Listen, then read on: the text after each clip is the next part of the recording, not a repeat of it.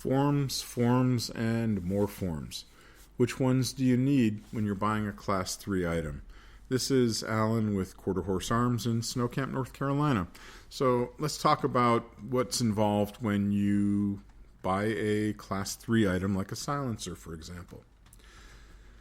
Well, if you're buying it somewhere else other than from the gun dealer directly, the place selling it to you has to fill out a Form 3 and ship that after the ATF gives its approval, ship it to the gun dealer that you're actually going to get it transferred from. That's no big deal. That happens behind the scenes. When you go to get a Class 3 item, you have to fill out what's called a Form 4. If you are curious enough to go look at it, just Google ATF Form 4. PDF files will pop up along with a whole bunch of other self-help kind of websites. But in the meantime, it's pretty self-explanatory. The first thing you have to decide is, are you doing this as an individual or a trust? And you're going to go, well, hey, Alan, what the heck's the difference? And I'm going to say, well, it's a huge difference. If you buy a silencer, for example, and you were doing it as an individual, you're the only one that gets to have possession of that silencer. But let's say there's a bunch of you, family or friends or both, and decided to go in on a big ticket item. Let's say, it doesn't even have to be a big ticket item, but let's say, you want, the people that are important to you to be able to use the weapon without you having to be around, because that could be a pain in the butt sometimes. So what the trust is, in effect, is the trust owns the item or owns the weapon. And then there are people that are members of the trust, and anyone that is a part of that trust can have possession of the item. So it seems weird, but let's say you were the sole owner of a silencer and unfortunately something happened to you and you die. What happens to the silencer? Well, if you talk to some people, they'll go, well, the ATF will show up at your door and come and take it away. Well, no, that won't happen. You'll just have to fill out a transfer form so somebody else in the family or whoever can get the paperwork processed. And I think that's like a $5 tax stamp. Unfortunately for you, as whether it's a trust or an individual, getting the weapon directly from the gun dealer or whoever, that's a $200 tax stamp. And there's two ways to do it. One is the PDF files that you can find online, right through the ATF. You can fill them out online, print them out, and then you ship them off. And you have to have 3 copies. 2 copies go to the ATF. 1 copy goes to local law enforcement. So, for example, out where I am, it would go to the sheriff. It may vary by state, so, by all means, check with somebody first. So as you go to the alternative, the new e-forms are available. You essentially fill out all of that information online. And the information that the gun dealer has to fill out are things like, who they are, what's their licensing numbers, what kind of weapon is it, who made it, how big is it, what caliber is it. It sounds just like a Form 4473 when you're buying a regular old gun. And the answer is, yeah, it's very similar to that.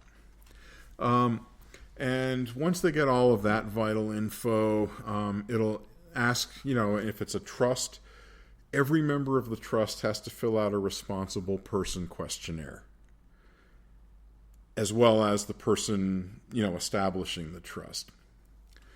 And the responsible person questionnaire for each person, you've got to include passport photos and fingerprint cards. I'll hit those up in a second. As an individual, you just have to fill out the individual info, and that's all part of the basic form. Now, on the e-form, it actually is very similar to the paper form, just laid out in a different way. So, you just have to scroll through pages. This is pretty much what the gun dealer has to do. And they sit there, and then there's a lot of it can be done remotely, and then there's a point in time where the person buying the Class 3 item and the gun dealer have to sit down face to face just to make sure everything's set, and then you have to pay for it. And the payment goes directly to the ATF. Excuse me. So if you're doing an e-form, you're gonna have to pay with a credit card or a debit card. If you're doing the old paper forms, you're gonna have to pay with a credit card or debit card or like a certified check or something like that. So regardless of which method you use, it's going to take time.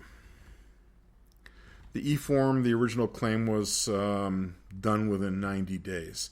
Paper forms were taking between 9 and 12 months. Well, when everyone starts talking gun control, people panic and start buying crap up all over the place, and the ATF essentially got overwhelmed. So e-forms are taking about 6 months, maybe 5 months, and the paper forms are taking damn close to a year. Probably more like 11 months. So at any rate, once you submit all the documents when you mail them, that takes care of that, and you're done with it. With the e-form, basically you're just going to get an electronic notification that the document's been received, and then it'll print out a list, or you'll get a list of things you have to mail in. You cannot upload images of the fingerprint cards because the ATF only recognizes formats that are done, the ones that the government actually uses. So in the documents, once you've hit submit and everything, the next document will tell you what you need to send in separately, and they give you 10 business days to submit the original fingerprint cards, the original photographs, and you, I think, somewhere also have to verify that you've sent out a copy to the sheriff. And what does the sheriff do with it again? No idea. He could throw it away. I should say just he, but he or she could throw it away. They could file it. Not really my concern. The only thing I have to be concerned about is making sure I actually sent it to them. Okay, so having said all that, once you submit everything, you're in a holding pattern. And the ATF provides a number that you can call, that you have the information or an identifying number for the silencer transaction or a machine gun or whatever it is. And they can actually look it up and tell you what the status is. Like, is it being reviewed? Has it been approved? Has it been denied? And so hopefully you can kind of keep track of where it is. Now, when you're actually approved, the paper version, if you sent it through snail mail, they will send you an actual document back with the tax stamp on it. If you've done an e-form, you just get to download the file, and there's an image of the tax stamp that's on the documents. Either is fine. Okay, now, having done all the paperwork, you're going to go, hey, Alan, how do I get my fingerprints done? Well, you can go to the sheriff's office and make an appointment with them, and they'll charge you some money. I don't think it's that expensive. On the other hand, if you look at the ATF documentation for the Form 4, it says, hey, we can do this by using a responsible person. So if you consider yourself to be a responsible person, you can take your own fingerprints. Seems pretty simple, right? Well, it is. Where do you get fingerprint cards? Well, you can get them online. A lot of gun dealers, for example, I always have some on hand. And you can get them from the FBI. They're free. And you don't want to do any of that, you can go onto eBay or Amazon, and people are selling the free government stuff. Usually it's like somewhere between $1 and $5 a card. So maybe I went in the wrong business. I should just order a case of them from the FBI and then just start selling them online. But no, but realistically, you can do that stuff yourself. You do not need to pay somebody to do it. You just need to make sure you're following the right procedure and using the correct form or forms. And then you're going to go, that means I can get my gun or my silencer, right? Well, no, not so fast. So once it's been approved, there's still another step to it. You have to come pick it up, and because it's a weapon, you have to fill out a Form 4473, just like you would if you were buying any kind of long gun or handgun. And in fact, that process is even simpler because instead of needing to do a background check, the background check was already completed as part of the investigation for approving the Form 4. So it just takes another 5 extra minutes, maybe 10 minutes to fill out all the forms. Make sure, all the I's are dotted, all the T's are crossed. And then you're going to go, hey, now I can take it home, right? And, the answer is going to be, now you can take it home. All right, now let's talk about other costs. In previous podcasts, I talked about transfer fees. Well, if you're not buying the silencer from me or the gun or a Class 3 item from me, I'm going to charge you a transfer fee. And that's reasonable because I'm the one that has to be responsible for all the paperwork. And you need to find out what these fees are because some of them are exorbitant. Let me put it in perspective. My transfer fees, it doesn't matter what it is, handgun, long gun, Class 3 item, it's $15, period. There were people in this area, or gun dealers in this area, and the one I'm thinking about, I think was Raleigh, North Carolina, was charging $150 transfer fee for any Class 3 item, and was charging $10 a month rental space in their safe. So they were charging you a transfer fee, which is fair. I don't think $150 is fair, but the fee is fair, and then charging you $10 a month until you get approval and pick up your weapon.